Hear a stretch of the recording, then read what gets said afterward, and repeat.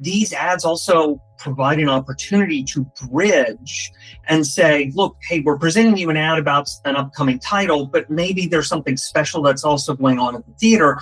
It's an opportunity to actually blend both pieces together and show both things to the consumer, because the consumer actually is looking not just for the movie, but they're looking for the experience. And this gives the opportunity to really show a much broader view of maybe what's going on at that local cinema.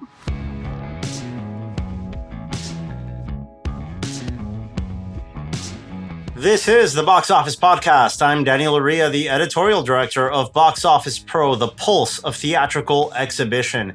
And in this week's episode, Rebecca Pahle interviews Malcolm MacMillan from the Box Office Company and Doug Woodard from MediaKoi, talking about programmatic advertising in the cinema industry. An interesting conversation that Rebecca is going to intro in the second half of this episode. But before we get there, we've got box office results and previews to go over with my colleagues, Chad Kennerk and Rebecca Pahle. Guys, I'm back from Argentina after a client visit looking at the offices of Luma 4D Emotion in Buenos Aires, a wonderful 10th anniversary celebration we were invited to down there. What did you guys do over the last weekend? I saw a movie I didn't enjoy, so it sounds like you had a much better time than I did. I know Chad and I, we each saw The Bride, differing opinions on it. Let's start with a positive one, and I'm guessing, Chad, you're probably going to be kinder to this than Rebecca is about to be.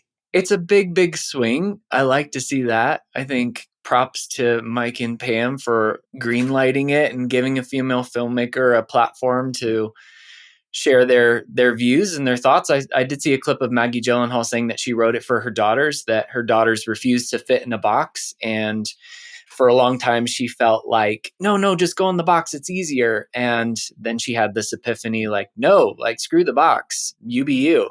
So, and then she wrote this script after that. So I appreciate a big swing. I think there are some things that work well, and my wife was more the target audience and she really enjoyed it. I think there's a lot of stuff that didn't work for me. And I know, Rebecca, that was similar for you. Yeah, I summed my review up with 3 words: bless their hearts. Bless their hearts. No, I caught it at the IMAX at the AMC on 34th Street. Yeah, there were elements that were great. I mean, you get Sandy Powell to do your costumes. Your costumes are going to look amazing. The look of it was magnificent, but not a big fan of the film itself. I don't want to go too much into it, but I do want to just watch Poor Things again now, kind of as a palate cleanser. I was going to ask you, how much does the fact that Poor Things came out only a couple of years ago and is a damn near perfect movie, how much does that affect your experience going into something like The Bride? For me, it did, just because I loved Poor Things so much, and it kind of looms large in any sort of, female skewing Frankenstein retelling. I don't know how much that applies to other people in my screening. It was a pretty decently sized crowd, I think. I mean, obviously it's the IMAX, so you're gonna go for premium first. But yeah, it was just a lot of different elements mashed up there that didn't work. We got a possession subplot going on. We got a mob subplot going on. We got a kind of a borderline meet cute rom-com Frankenstein and Bride relationship thing going on. I mean, the original Bride of Frankenstein was what? An hour and 15, like, it was short. Get in, get out, and it's still, one of my top 5 movies of all time. Poor Things did come to mind for me, and also Guillermo del Toro's Frankenstein, because I was able to see that theatrically, and so that wasn't that long ago. So those were definitely in my mind. But props to Jessie Buckley, because the stuff she was called to do in this movie is insane, and she was great. I was with her the whole time. Christian Bale, it did that thing where everyone's talking about, oh, how hideous Frankenstein is. When somebody sees his face for the first time, they literally just scream because he's so horrible looking. He just looks like Christian Bale with Frankenstein makeup. Like, there's a bit where he takes off his shirt and he's like all muscular. I'm like, come on, commit. I want to see this be gross. If you're gonna spend so many millions of dollars on this movie, it felt a little bit too polished, a little too Hollywood. Didn't work for me.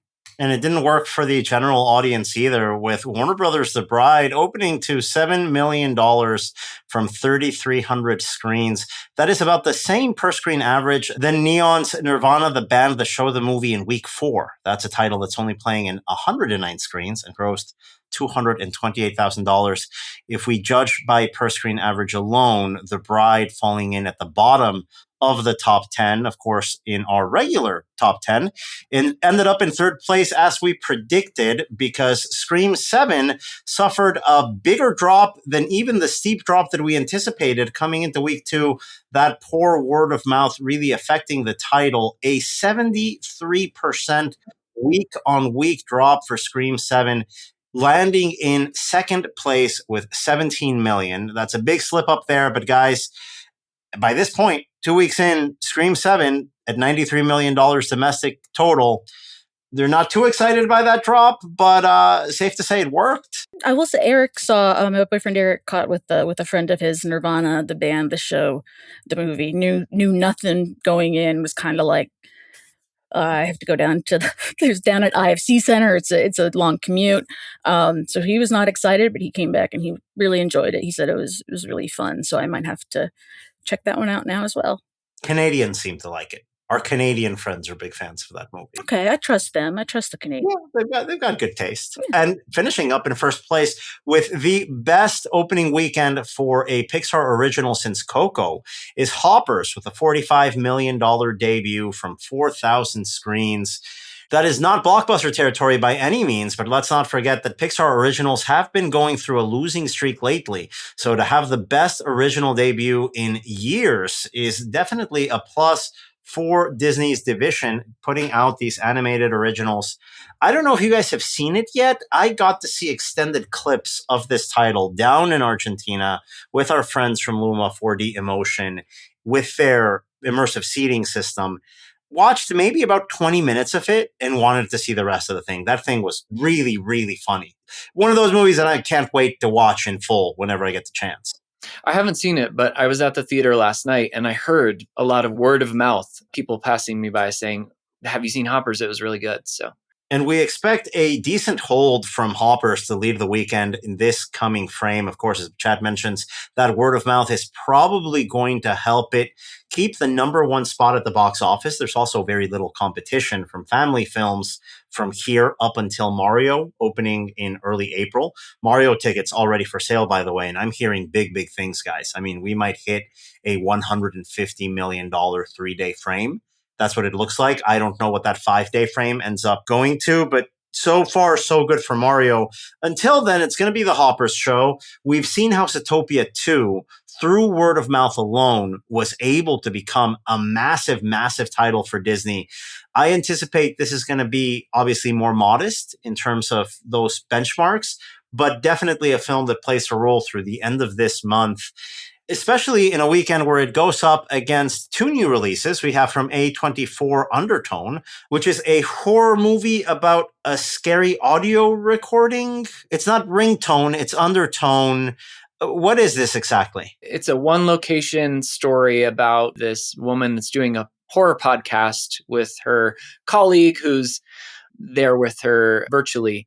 And essentially, they get sent these mysterious recordings and they do a 2-parter going through all these recordings, and stuff starts happening to her personally. Things start overlapping. It's unsettling. It definitely is unsettling. I saw it in a Dolby Cinema, and I'm glad I got to see it in a Dolby Auditorium because the sound is definitely the star of the show. And there's some cool things in the sound design that are like, ooh, that's disturbing. We're anticipating a $3 to $5 million opening weekend for that title. Not really a title that's expected to play a major role in the marketplace this weekend, as opposed to Reminders of Him, which is currently tracking to open between $15 and $20 million. This is the latest movie adaptation of a Colleen Hoover novel, and she's a factory to herself, right? I mean, these sort of movies tend to have good following from their core audience. But we also have to remind our listeners, the female demographic, women are not opening weekend audiences. They're not audiences that rush out for pre-sales, that are there on Thursday night, that are there on week one. It's usually the sort of modest opening weekend. And then if the film works, that word of mouth will carry you to subsequent weeks. A great example is Freakier Friday. Had a modest opening weekend. Word of mouth never came in to help it achieve those heights that we thought it would. However, The Housemaid, coming out of a crowded Christmas corridor, another modest weekend, but word of mouth there kept the movie going week after week after week.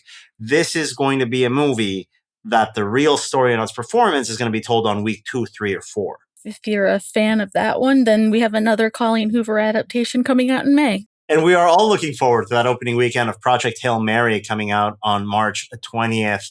Right now, our forecasting is in the $70 million range and honestly growing. This movie's picking up a lot of momentum. We don't want to overhype things, but we are looking at the best opening weekend of the year to come in next weekend with this Amazon MGM title. All in all, a solid March, guys, really, since the end of February when Scream 7 came in, set a franchise record. You know, a decent opening weekend from Hoppers last week. Maybe next year, in the coming years, we'll see Pixar would definitely be a welcome presence in Q1 in March in the calendar. Obviously, the first time they tried that was Onward, and that didn't work, but that wasn't their fault.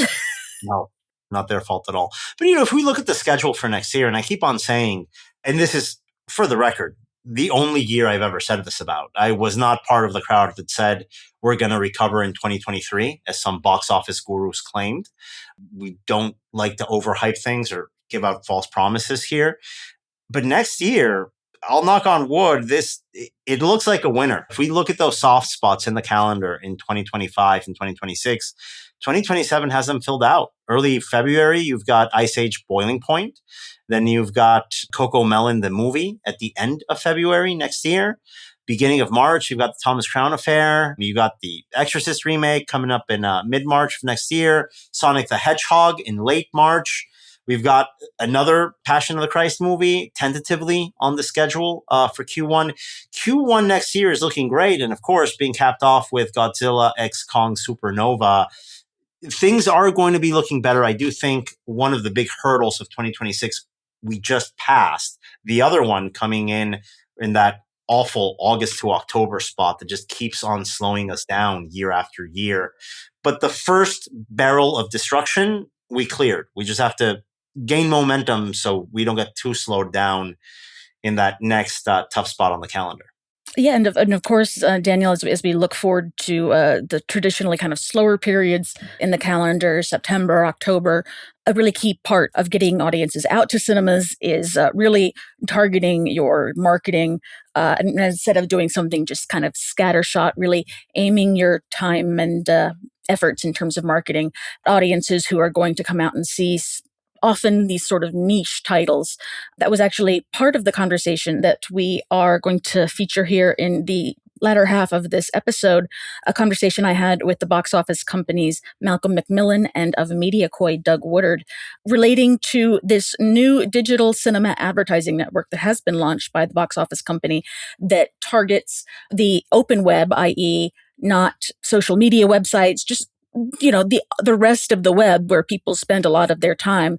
The programmatic side of this advertising network really allows studios and exhibitors both to really use data to target specific demographics, specific locations. And then on the MediaKoi side of it, there's some really interesting things that they're able to do with the ads themselves in terms of, stills and trailers and things, and really working to capture people's attention as they go anywhere on the web. They don't have to go to the website of the movie theater or anything like that. A really good conversation on the way this new advertising network is helping both cinemas and studios meet audiences where they are, rather than say, I hope they're going to come to us and check out this showtime. And that conversation is coming up after this commercial break.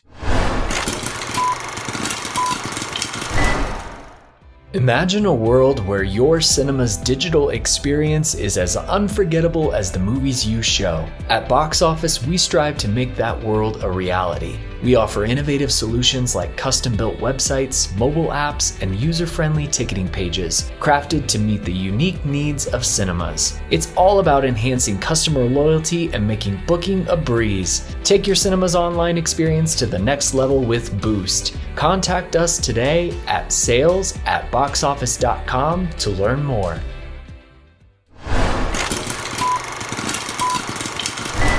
And I am joined today on the Box Office podcast by founder of MediaKoi, Doug Woodard, and from the Boxoffice Company Boost division, Malcolm MacMillan. Guys, how are you doing today? Good. How are you?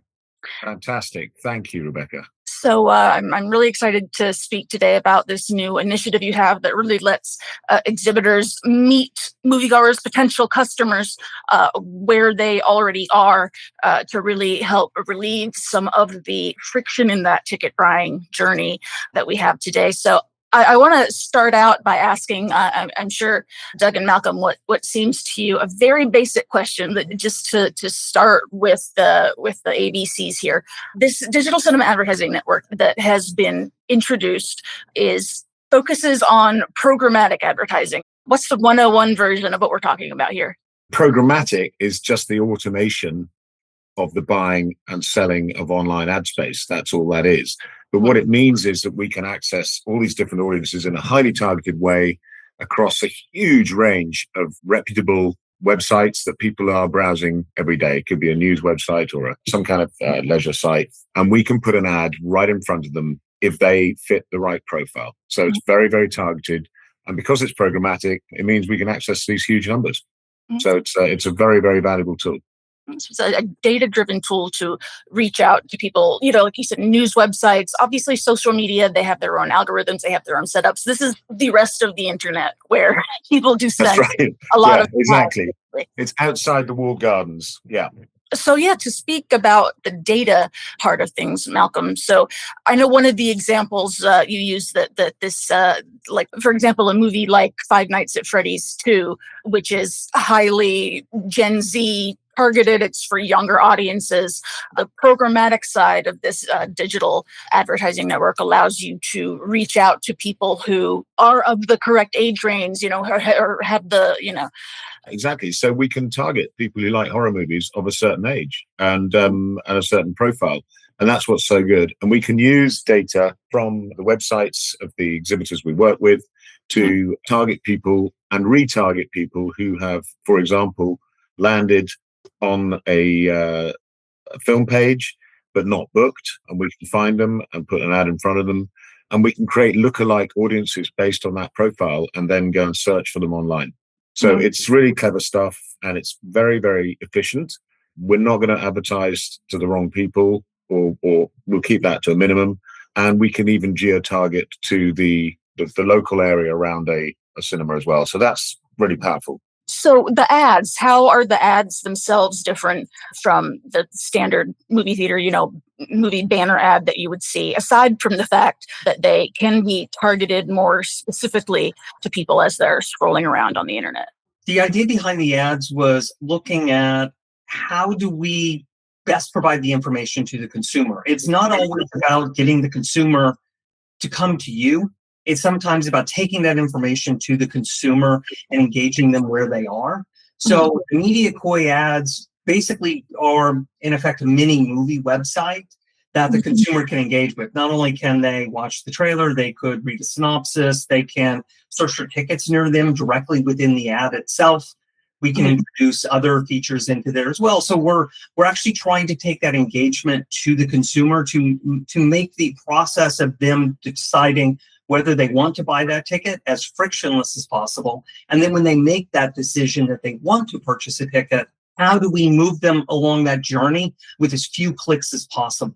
So say, like Malcolm, as you mentioned, if you know that someone is on your movie theater website looking to buy tickets for, let's say, Project Hail Mary, looking up information on the film, but, didn't go away buying tickets. As that person continues on their internet journey, reading news or doing whatever, they're going to see those Project Hail Mary ads, and it will kind of prompt them, it will remind them, and then they can just buy the tickets right off without having to click around. Exactly.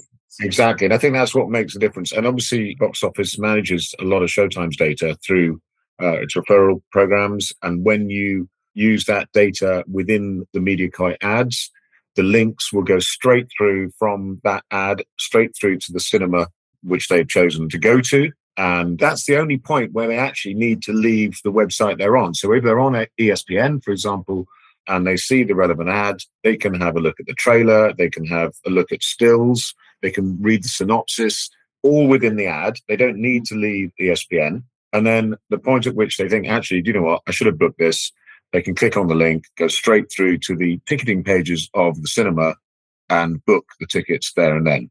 Mm-hmm. And, whether or not that happens, you're still engaging heavily with the user as they're on the websites of their choice. So like you said, Doug, it allows cinemas, exhibitors to meet people where they are and when they are interested at looking at this particular movie. Yeah. You can customize the campaigns for location, exactly. for period of time when the movie's coming out, when you're really ramping up your marketing. It's how customizable are these ads for these?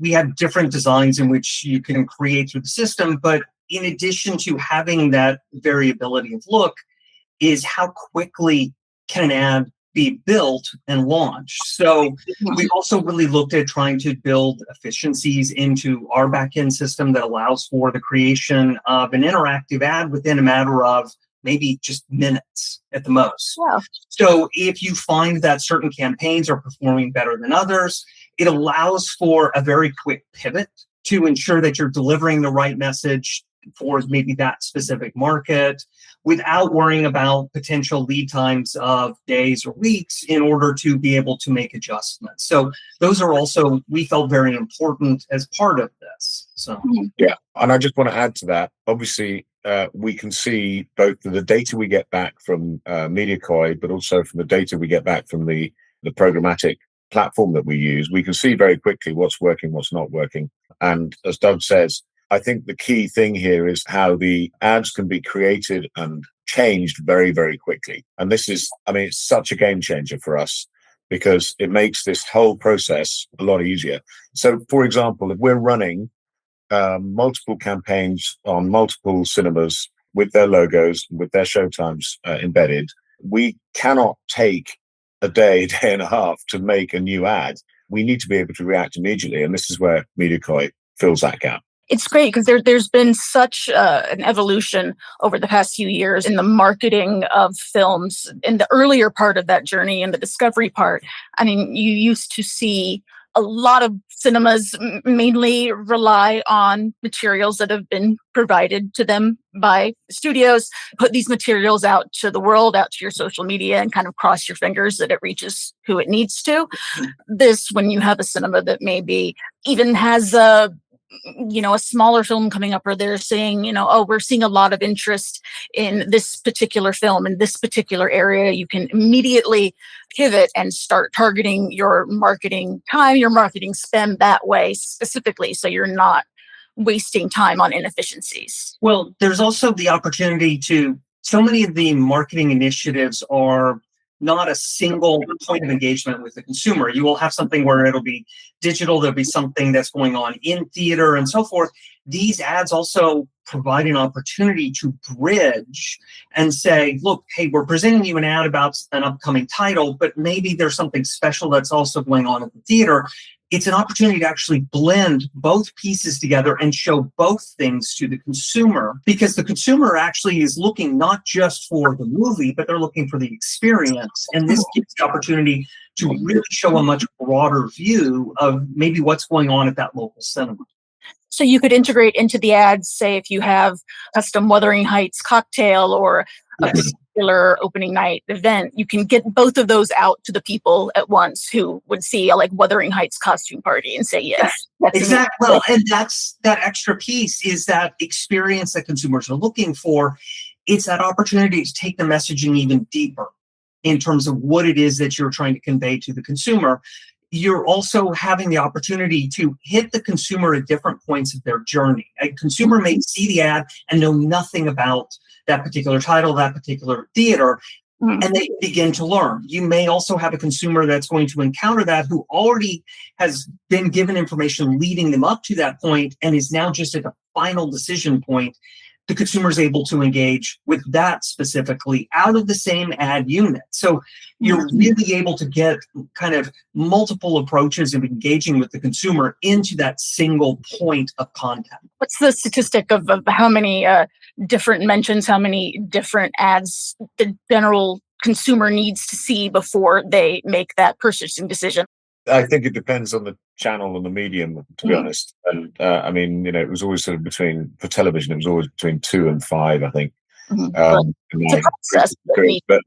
But yeah, I think this is, as Doug says, if you're a loyalty member, you get this free poster or. Exactly, which I think is really strong. I mean, these sorts of offers are being done quite regularly. So whether you're a studio or who wants to promote to every cinema using this format, or an exhibitor who wants to just promote their location and a film in a particular location, it's very, very flexible and very versatile. And we're not spending a day and a half creating ads, which is just it saves you so much time. And the data we get back is really, really strong. Which you can then, integrate that into other marketing initiatives that you may do. Yeah, it sounds really amazing. I mean, all these special events and promotions that cinemas come up with, it's easy to think, you've planned something, you've scheduled something, you've done the work, and then you have to make sure people know about it. And that can definitely be, it's not something you just do once and then you're like, oh, I got it. It's done. Yeah, exactly. I should be clear, this is a network just to receive campaigns that have been funded by studios and across using Programmatic and MediaKoi across the open web, but they can also run their own campaigns as well. So I think either way we can accommodate them, whether they just want to control everything, fund it themselves, and promote their own cinema and films that are playing in their own cinemas. That's fine. Otherwise, they can also be part of the digital cinema ad network, which will allow them to hopefully get some studio-funded campaigns coming through the network. Studios provide the campaigns, you provide the data. Yep. The exhibitor has to manage the whole lot. Much of the work to get the. We do all of the work. We do all of the I mean, we literally the cinemas have to do very little work there. We do all of it. And actually, I think one of the things that we haven't really talked about yet is the kind of results we've been getting, which have been, I think, exceeded our expectations. We've been working with Delissa at Showcase on a couple of campaigns before Christmas. One for Five Nights at Freddy's 2, which you mentioned earlier, which delivered a 13-to-1 return on ad spend. So that's $13 for every dollar spent. And Wicked, as you'd expect, I mean, it's a bigger title, delivered a 33-to-1 return on ad spend. And in the UK, we ran a campaign which delivered a 40-to-1 return on ad spend. This is early days, right? But these numbers are very, very encouraging at this stage, and we will get better at this. So no, we're really excited about this, and we want to just get out there and evangelize as much as we possibly can. That 40-to-1, that's A24's Eternity, which is kind of a in-between genres, smaller independent film. It's great for those bigger titles like Wicked that everybody's heard about, but maybe some of the more niche titles that need a little bit more of a custom approach, of a targeted approach to people who have seen A24 movies, who are interested in, any of the stars in the movie, things like that. Exactly. And that, we'll try anything to target these people. And the algorithms are really pretty good. We can even choose if people want to target a specific title, a website, a particular website. They want to be in there. We can do that. We can do contextual targeting. So, like you say, if somebody's reading an article about Sydney Sweeney and we want to put a housemaid's ad in front of her, we can. And that's a very powerful way of getting more people in. So yeah, the wide network of comic book websites, fan-oriented websites, as we get closer to Doomsday or the new Spider-Man films, you can really granular with it. I mean, you mentioned Project Hail Mary. I think that's going to be a really strong title for this kind of thing. I think we'll, it's got a good star appeal, and I think it'll be a big movie.